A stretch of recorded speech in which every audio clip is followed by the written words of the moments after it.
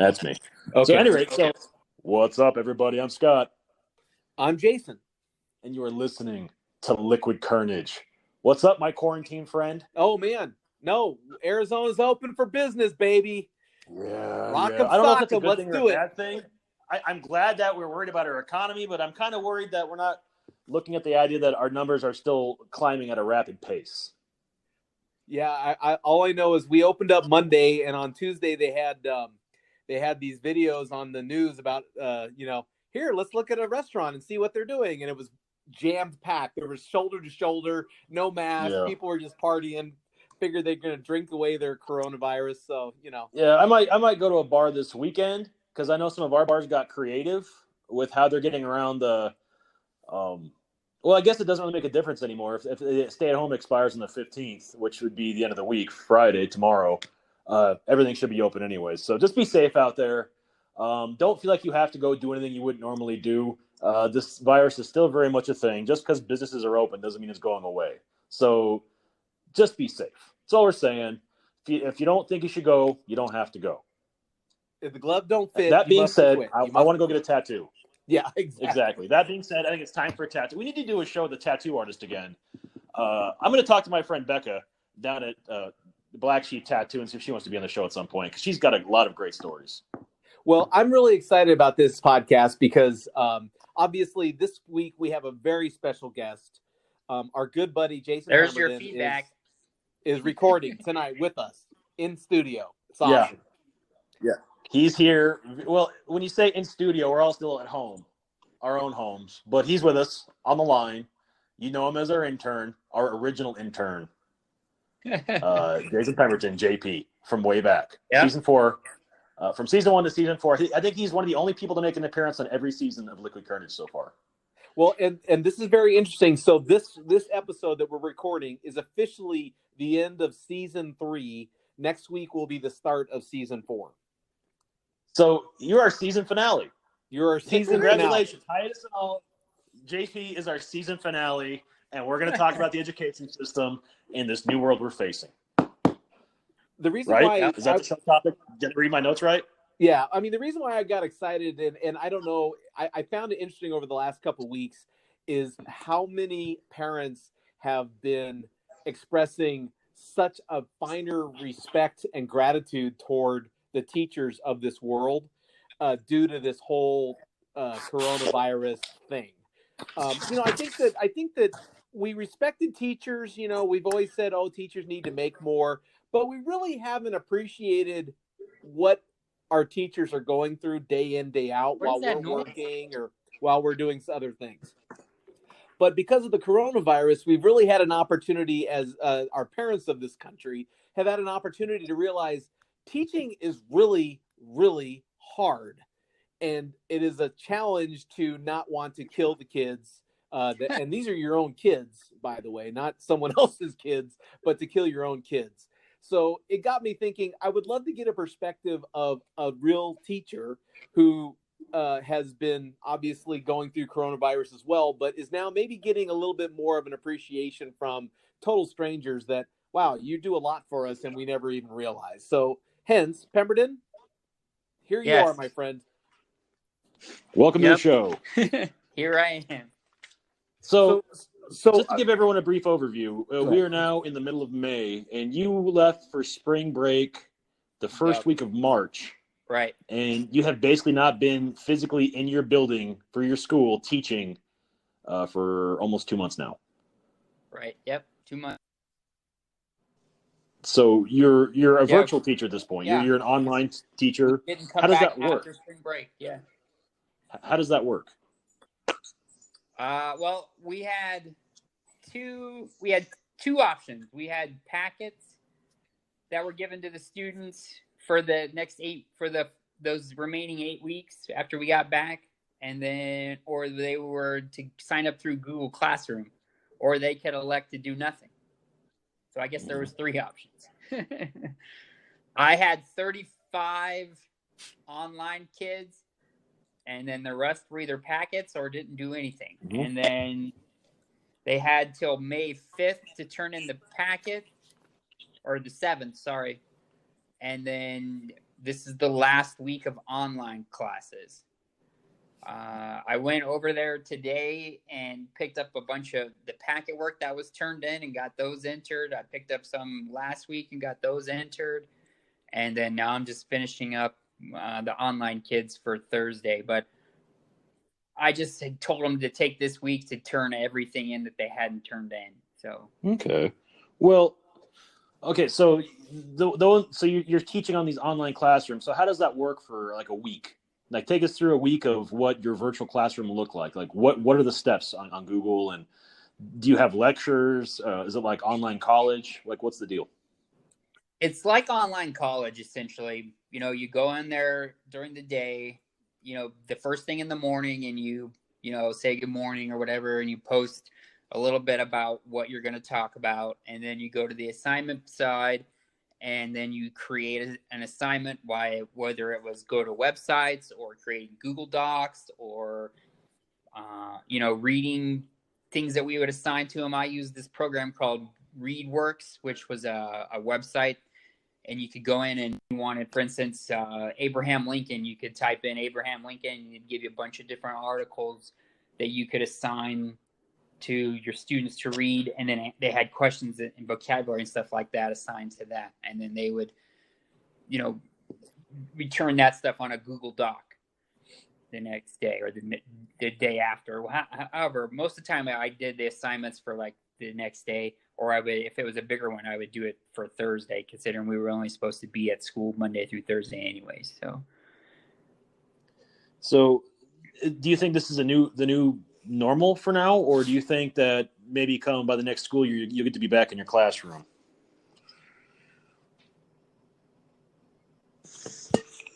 It could be. I don't, because we're supposed to go back in July, so it depends on how the rest of this plays out. If they feel like they can bring the students back in July, then it would go back to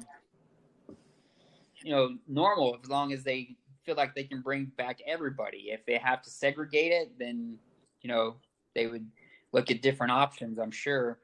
Because of middle school being 6th, 7th, and 8th grade, maybe they do certain days with one grade, certain day with another grade, certain day with the other grade. And we supposedly, and try to limit the amount of students in the building at one time. They haven't really decided. This was all new. I mean, this was something that we'd never had to face with education before. Well, my mom been in it for 38 years. So this was all new. So it just depends. If they let us all back in the buildings towards the end of July, because we go back July 21st or 23rd or something like that, then it would go back to normal. But if we have to still do this, I could see this being something that could go forward. I think they would need to tweak it a little bit more. Maybe do more like Zoom online class sessions where you'd have to sign in for a Zoom meeting, pretty much like a professional would, and we'd have a class that way. That could be something. They just really haven't put a full plan in place yet, because they don't know. So, being 2 months into this thing, you've had students in class full time, and now you've had students you've had to teach like this. Is there a path you prefer? Do you prefer the face-to-face, or can you get behind doing it this way moving forward? I could do either one, really. Face-to-face, I mean, next year with moving to technology, and after dealing with this Google Classroom stuff, I'm probably going to incorporate that into my technology class next year. Well, that's not a bad idea, yeah. And have them submit assignments like this, because MCC does the same thing. If you take an online college class or even online high school, you're using platforms like Google Classroom and stuff. So why not expose them now to that kind of stuff that they're probably going to deal with in the future? I mean, as a almost complete online college student too, I mean, this was the same way I did all of my degrees were done this way. So this is old hat for you. Right. Yeah, so you're used to it. I think you hit it right on the head, though. If you incorporate this into your technology class next year, you're going to show kids what probably this next generation of working is going to look like. We're going to transition to a more work from home, work remotely world, especially as we battle things like this to keep our health safe. and people Right. have to be willing to adapt to not being face to face with everything. Right. We really are. And this, and this is, I mean, you can see even some of the changes that have happened in the world where pollution levels have gone down and that kind of stuff because people aren't, out and about commuting back and forth to all the places. I mean, when I went to Vegas yesterday to the airport, 5 o'clock rush hour traffic was like nothing. I was like, there was literally nobody on the roads. Did you get pizza? No. That lame. I had a question about this because obviously the role of the state education system plays kind of a different role when you're talking about online education. Did you have any issues with students that didn't have a computer at home, or did you experience anything where a student couldn't perform in the classroom online because they didn't have the capabilities at home, whether it was no internet or no computer? Yeah, that's where the packets came into play. The packets were for any student who didn't have access to a computer. Some districts, unfortunately, Kingman's one of those poor district, not to, we don't have the resources that say like Florida had, where they could hand out computers to students and says, here's your laptop, take it home. I mean, that's what Logan got. He got a laptop from his school. He took it home and he did his work that way. We don't have that ability because we don't have that kind of a funding, So there are places that have more funding available or have that ability to do computers to everybody. We just don't have it as a town. Yeah. And there's some parents aren't going to have the internet either, So the only thing we could have done was hotspots, but even then, depending on where they're at and everything like that, we just don't have that technology resources in this district, in this town to do that. So that's where the packets came in. And then, they gave them 8 weeks worth of packets, and they were anything from 10 pages to 15 pages worth of stuff. And then they turned them all in. It's funny. I was telling my mom about this, just saying that this is what you're dealing with and what our teachers are looking at. And I looked at it and said, so if we were growing up, my brother and I, Tom, the EP, if he and I were school age and this pandemic happened and he and I were presented with the same circumstances that the kids in school today got, where you can have your third quarter grades or you can do the fourth quarter work, like, would you let us just skip the fourth quarter? And my mom's response is absolutely not. You needed something to do. You were going to do your homework one way or the other. At least that way I knew what you're doing for 3 hours a day for 8 weeks. Right. And, we did freeze the grades. So the grade that they had in the third quarter carried over into the fourth. And all the work that they did was extra credit. So the only thing it could do was increase their grades. It couldn't decrease their grades. So, but I saw a lot of students that were like C and D students jump to A's just by doing some realizing that well, that's good for them. I mean, that shows they really can't put the work in and right. They can improve. So and then we encourage them, even if they had an A's, we encourage them to continue working just so their brain stays active. Right. So they're not further behind next year, especially for 8th grade students going into high school. We don't want them to be, any further behind than what they were. And then the topics that we talked about, that were part of the 8th grade for this week's was the Korean War, Vietnam War, and modern like terrorists and 9/11 and that kind of stuff. So that was the stuff that we covered, in this 8 weeks was those things. Did you find, because if you were to tell me before the pandemic that you were going to have a class of 35 students, that sounds like a lot, right? The teacher-student ratio is usually better when it's a smaller amount.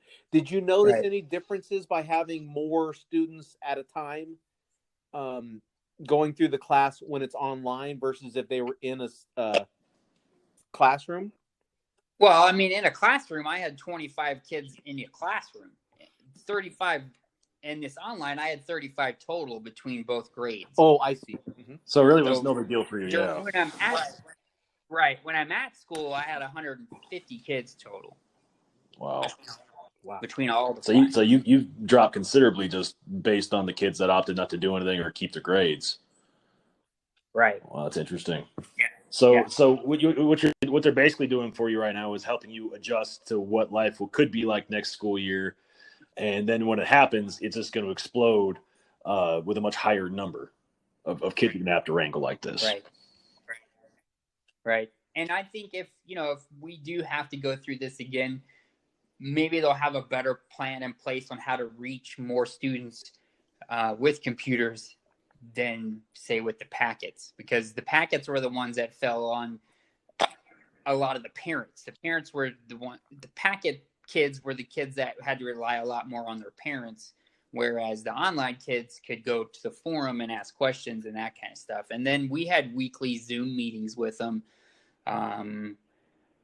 We started with 2 a week, and then we cut when the numbers kind of dwindled off. If we went down to 1 a week, and the students would come in, and myself and 3 other teachers that were on my team would sign in to this Zoom hangout. I didn't call it a meeting; I called it a hangout then. And then all the kids would be on there, and they'd ask questions about stuff we assigned, or they just want to talk about stuff that they were doing, and how, what was affecting them and that kind of stuff, just to keep that relationship going. Because, I mean, teaching, whether you're doing it online or in person, is a relationship, and you developing a relationship with the students, is a big part of it. So we wanted to keep that face-to-face. Did you hear that, Jason? Did you hear that? Our little boy's all grown up. I did. I know. Listen to him talk No, about keeping relationships I with think it's students amazing. and making sure it's for their benefit Well, and whatnot. I think that, I think it leads to the general question that, I think it's reevaluating that we as parents cannot just hand our kids over to our teachers and expect our teachers to teach and to motivate and to enlighten. That it's a relationship that the teachers can do their part, but that the parents do have to be involved. So I think that was one of the fascinating things that the last couple months, these parents are saying, wow, our teachers are doing a heck of a lot, but we need to do our part too. Do you feel like that is something that you recognize with the students over the last couple months, is that their parent involvement has helped them or has been recognizable to you as a teacher? I do. I think it puts it more in their face. I think, a lot of times they send them off to school and then they don't see them for, 10 hours, especially with us being, 4 days a week. We probably spend a lot more time with their kids face to face than they do, unfortunately. I mean, but that's, that I can't do anything about, but I think they have we have to build a level of trust with us and them at the same time. And hopefully the parents get on board. I mean, I used to have a parent would come in and have, parent teacher conferences and stuff like that before this. And you could see the parents getting that, especially with the kids that were, kind of struggling. They would turn that light bulb on, and, the kid would come back a couple of days later and, kind of be straightened up. I don't know what would happen at home for that to happen, but Someone got beat. We don't ask those questions, Right. Yeah, exactly. But I think they should have and they do. I think they'll have a bigger respect for how much stuff that we actually do and how much time we actually spend with them. And, parents being at home with them this time and, trying to keep on them, that I think when those kids come back next year, and if we're in the classroom, I think they'll be more willing to learn and be more attentive, because they know that their parents, parents knowing what, because I'm sure when they handed them stuff, parents gave the kids the stuff and they're like, here, do it. And the kid's like, I'm not going to do it. Then they see how we would do the same thing. Hey, do this. And they'd tell us the same thing. I'm not going to do it. So I think they got that, maybe now they've got that understanding that it's like, right. That's a very good point. From a teacher perspective, do you think that you don't have to be specific, but do you think there are some teachers that are struggling with this transition to teaching online versus teaching in a classroom? Yeah, I think so. Only because, I don't want to stereotype, but I think teachers that have been teaching for a long time struggled with the transition, just because they've done it that certain way for so many years, face to face, and then now they lose that piece, and they're like, I don't know what to do. We and Kingman not being a very tech driven school system too, that a lot of them, they were never exposed to stuff like Google Classroom and stuff like that. So I think in the beginning they struggled. By now they should have picked it up, and I'm sure they probably have. And then going forward, should we need to use this again, I'm sure they'll be fine with it. But I think in the beginning there was a transition for a lot of them. Well, and do you find that this? I mean, I love that you call it a hangout. You don't call it a meeting. You call it a hangout. Have you noticed? Because I would think that the students, because of their kids now are so tech savvy. I would think that it would be easier for them to experience school when it's in a environment that they are more accustomed to. Have you noticed an improvement on some of the students, whether it's participation or work, the performance of the work? Have you noticed any changes there? Yeah, there's been a lot. One of the things that I noticed with the Zoom hangouts and stuff like that is communication. I mean, there was kids in there that in a classroom wouldn't say 2 words to each other, but put them in that virtual environment like that, and they would talk to each other all, like they were like, because they found the common interest, and they realized, that it took that, like, the status quo out of their, like the popular kids versus a kid that doesn't have a lot of friends and stuff like that. They would interact with each other better in the virtual world than they would in the classroom. And I think that helped a lot. A lot of the kids, the ones that turned in the virtual work and stuff like that, they completed everything, to the best of what they could do. And you could see, I think they had a better reaction to that because, like you said, they're more tech savvy now. Everyone's got cell phones, tablets, and all that stuff. So I could, and for them, it's more comfortable than, say, sitting down, answering questions. It takes away that, they don't feel shamed if someone's, if they don't know the answer, or they don't feel like they're being picked on if they know too much and that kind of stuff. So it takes away the social aspect in those regards and puts in more of a human aspect to it. The status quo. That's kind of deep, man. It takes away every John Hughes movie from the 1980s. It really just eliminates 16 Candles, The Breakfast Club, all that. Yeah, I mean, there was one of the last few meetings we had one of the more popular students in my classes talking to there was a boy and a girl, and the girl was more popular, and then the boy was kind of, he's kind of like a shut-in, didn't really say much, and people, he didn't have a lot of friends and stuff in class, and no one really talked to him and stuff. And then they had, they were talking back and forth more than the rest of us were. So, and that never happened in the classroom, but it happened on virtual. Well, and let's be honest. I mean, not to get off the topic of education, but on these online dating apps, how often do you hear these people talking to someone that if they just saw them face to face on the street may not talk at all, but when you start taking away that barrier of just getting to know someone who's, their personality, you find, wow, this person's really cool. Yeah. Or that's where it starts, man. That's how it all starts.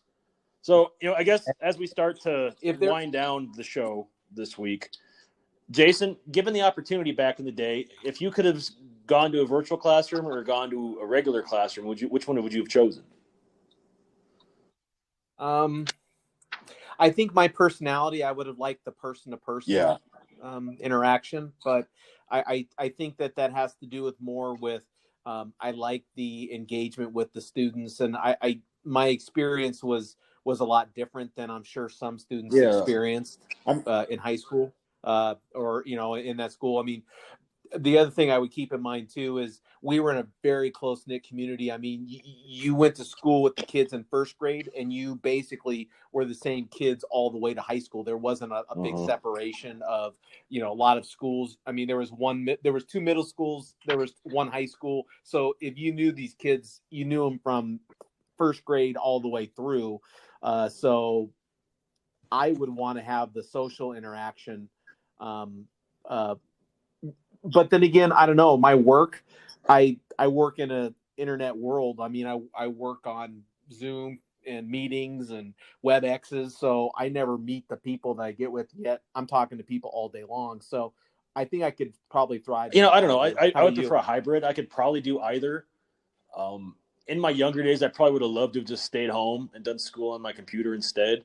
But the older I get, the more I realize that I kind of like being around people. It's kind of my thing. And, when all this started, we had the option to go work from home or stay in the office. And I opted to stay in the office just for the fact that I live alone. I don't want to work all day by myself and be stuck at home and then have to live here afterward. I would not do well with that.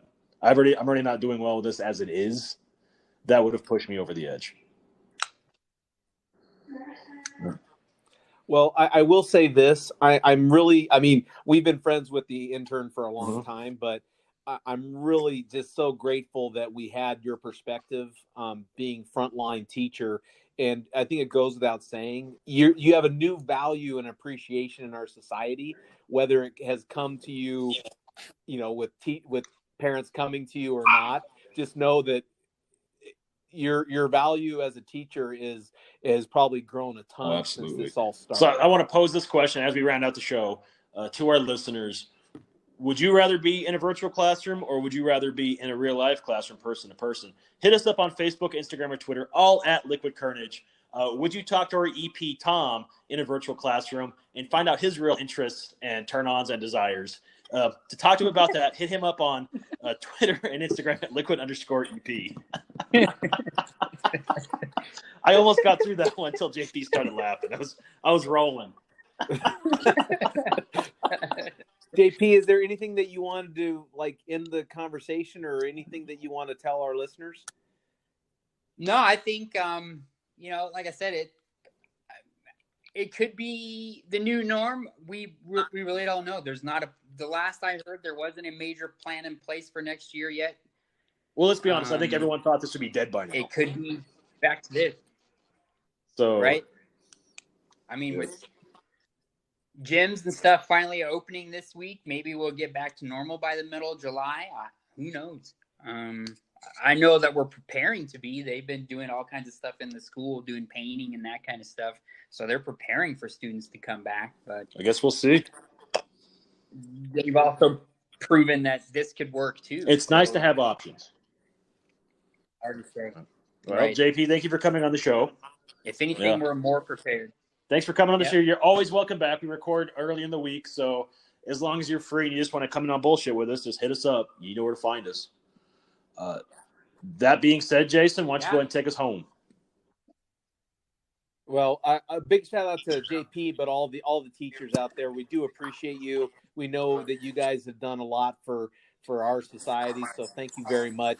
That was Scott. I am Jason, and as always, if you never know quite what to say, just have yourself some Liquid Kernedge.